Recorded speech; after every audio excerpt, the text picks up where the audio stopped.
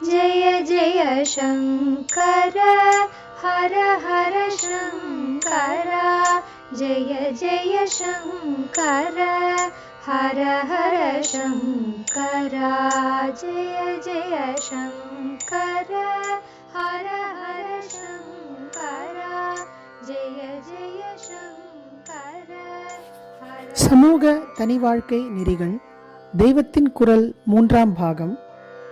ஆச்சாரம். பிறந்த குலாச்சாரமே உய்நெறி. இதெல்லாம் எப்படியானாலும் சரி, எந்த இடத்தில் எந்த மதத்தில் கிளை மதத்தில் ஒருவன் பிறந்திருந்தாலும் அந்த இடத்திலிருந்த அந்த மதத்து கிளை மதத்து பூர்வீக பெரியவர்கள் எப்படிப்பட்ட வாழ்முறையை வாழ்க்கையை நெறியை ஏற்படுத்தி கொண்டிருந்தார்களோ அதுவே தனக்கான ஆச்சாரம் எனக் கொண்டு பின்பற்ற வேண்டும். இப்படி அவனவனும் தன்னுடைய மூதாதைகள் போன வழியில்தான் போக வேண்டும். இல்லாவிட்டால் அவன் பதிதனாகி விடுகிறான் என்று சொல்லியிருக்கிறது. சிகாம் சூத்திரம் ச புன்றம் ச சமயாச்சாரமேவச்ச பூர்வை ராசரிதः குர்யாத் அந்யதா பதிதோ பவேத். சிகாம், சிகை எப்படி இருக்க வேண்டும்? துருக்கர்கள் மொட்டையடித்துக் கொள்கிறார்கள். சீக்கியர்கள் முடி தாடி வளர்க்கிறார்கள். கிறிஸ்தவர்கள் கிராப் பண்ணி கொள்கிறார்கள். இந்துக்கள் குடுமி வைத்துக் கொள்வது சாஸ்திரத்தில் மந்திரபூர்வமாக சொல்லியுள்ள ஒரு சடங்கு. இதிலும் பல வித்தியாசம். சோழியன், நம்பூதிரி, சிதம்பரம் தீட்சிதர்கள் மற்றவர்கள் ஆகியோருக்குள் குடுமியை முடிந்து கொள்வதில் வித்தியாசங்கள் இருக்கின்றன. சிலர் ஊர்த்வசிகை என்பதாக உச்சியில் முடிந்து கொள்கிறார்கள். சிலர் பூர்வசிகை என்று தலைக்கு முன்பக்கமாக முடிந்து கொள்கிறார்கள். இவற்றில் நீ பிறந்த மரபிலே எப்படி சிகை வைத்துக் கொண்டார்களோ அப்படியே நீயும் பண்ணு என்று சாஸ்திரம் சொல்கிறது. சிகைக்கு அப்புறம் சூத்திரம் என்றது பூணூலை அல்ல. ஏனென்றால் பூணூல் விஷயத்தில் அத்தனை குலாச்சாரங்களுக்கும் ஒரே விதிதான். என்னென்ன அனுஷ்டானம் செய்ய வேண்டும் என்று விரிவாக கோடிஃபை செய்து ஆஸ்வலாயன சூத்திரம், ஆபஸ்தம்ப சூத்திரம், போதாயன சூத்திரம் என்றெல்லாம் தான் வெவ்வேறு பல சாஸ்திரங்கள் இருக்கின்றன. இவற்றில் நாம் பிறந்த குடும்பத்தாருக்கு எது சூத்திரமோ அதில் சொல்லியிருப்பவற்றையே எடுத்துக்கொள்ள வேண்டும். புன்றம் என்று சொன்னது நெற்றிக்கு இட்டுக்கொள்வதை. விபூதி, கோபிச்சந்தனம், நாமம், கரிப்பொட்டு இவற்றிலும் வெவ்வேறு வகைகள் என்று இருப்பதில் குலாச்சாரப்படி இட்டுக்கொள்ள வேண்டும். சமயாச்சாரம் என்பது மதானுஷ்டானம். இந்து மதத்துக்குள் உள்ள அநேக சம்பிரதாயங்களுக்குள் நீ பிறந்திருக்கிற குடும்பம் எதை சேர்ந்ததோ அதற்கான ஆச்சாரத்தையே பின்பற்று. இந்த தேசத்தில், இந்த ஊரில், இந்த குடும்பத்தில் நீ பிறந்திருக்கிறாய் என்றால் இது தற்செயலாக, ஆக்சிடென்டலாக நேர்ந்ததில்லை.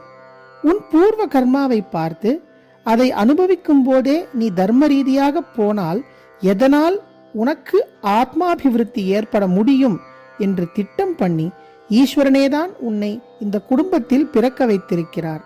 அதனால் அதன் சமயாச்சாரத்தையே நீ அனுஷ்டி.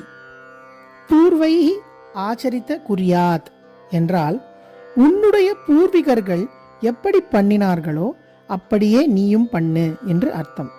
அதாவது முன்னே சொன்ன சிகை, சூத்திரம், புன்றம், சமயாச்சாரம் எல்லாவற்றிலும் உன் மூதாதைகள் கடைபிடித்த ஆச்சாரங்களையே நீயும் கைக்கொள்ளு என்று அர்த்தம். அந்யதா பதிதோ பவேத். இப்படி செய்யாமல், அதாவது தன் குல முன்னோர் வழக்கை பின்பற்றாமல் வேறு மார்க்கத்தில் போனால், வேறு வித வாழ்க்கை முறைகளையும் வெளி அடையாளங்களையும் மேற்கொண்டால், அதாவது தன் மதத்திலிருந்தும் கிளை சம்பிரதாயத்திலிருந்தும் வேறொன்றுக்கு போனால் அப்படி செய்கிறவன் பதிதனாகி விடுவான் என்று சொல்லியிருக்கிறது. பதனம் என்றால் விழுவது, பதிதன் என்றால் விழுந்தவன் என்று அர்த்தம். அதாவது சன்மார்க்கத்தில் நடந்து போகாமல் அதோகதியில் விழுந்து விட்டவன் என்று அர்த்தம். பாதிவிரத்தியத்தில், கற்பு நெறியில் தப்பாக போனவர்களை பதிதை என்பார்கள். அதைத்தான் சறுக்கி கொண்டு விழுந்தவள் என்ற அர்த்தத்தில் சறுக்கி, சிறுக்கி என்பது வழுக்கி விழுந்தவர்கள் என்று நவீன எழுத்தாளர்கள் சொல்கிறார்கள். இவள் புருஷனுக்கு துரோகம் செய்கிற மாதிரி ஈஸ்வரனுக்கு பரம புருஷனுக்கு துரோகம் செய்து கீழ்லோகத்துக்கும் இப்போதை விட ரொம்ப ஹீன ஜன்மாவுக்கும் விழுந்து விடுகிறவன் தான் பதிதன். பூர்வீகர்களின் ஆச்சாரப்படி செய்யாதவன் இப்படிப்பட்ட பதிதனாகி விடுகிறான்.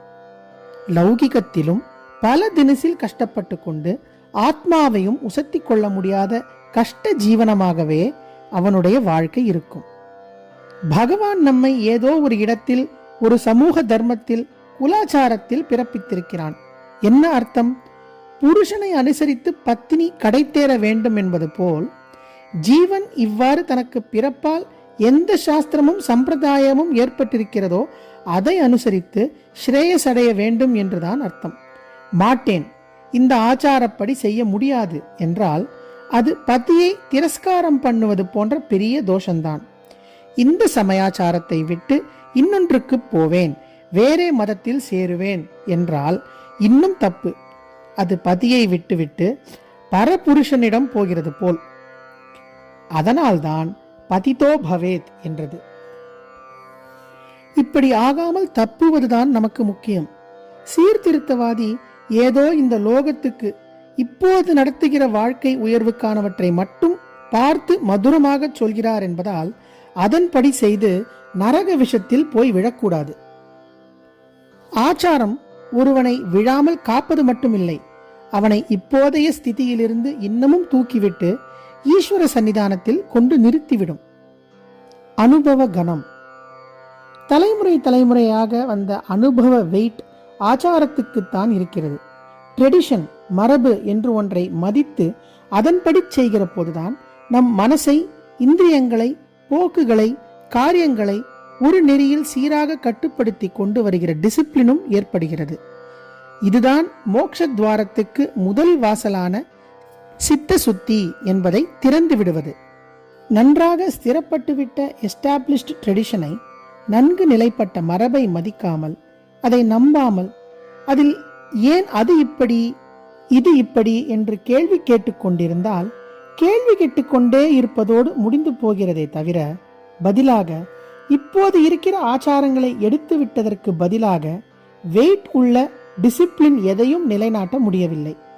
காந்தி மாதிரி தன்னளவில் சுத்தராக இருந்து கொண்டு ஈஸ்வர பக்தியும் பண்ணிக்கொண்டு பழைய இந்திய வழக்கப்படியே எளிய வாழ்க்கை, தேக உழைப்பு இவற்றை மேற்கொண்டு இருந்தவர்களே பழைய ஆச்சாரங்களில் சிலவற்றை எடுத்துவிட்டு பழசில் மீதி சில ஒழுக்க கட்டுப்பாட்டுகளையும் புதிதாக தாங்களே பண்ணின சீர்திருத்த கோட்பாடுகளையும் கலந்து தங்கள் ஆசிரமங்களில் ஏற்பாடு பண்ணி கண்குத்தி பாம்பாக நேராக தாங்களே நிர்வாகத்தை கவனித்து வரும்போது கூட ஒழுங்கு தப்பான காரியங்கள் நடந்து அதற்காக தாங்களே பகிரங்க கண்டனம் பண்ணி பட்டினி கிடக்கும்படி ஆகிறது.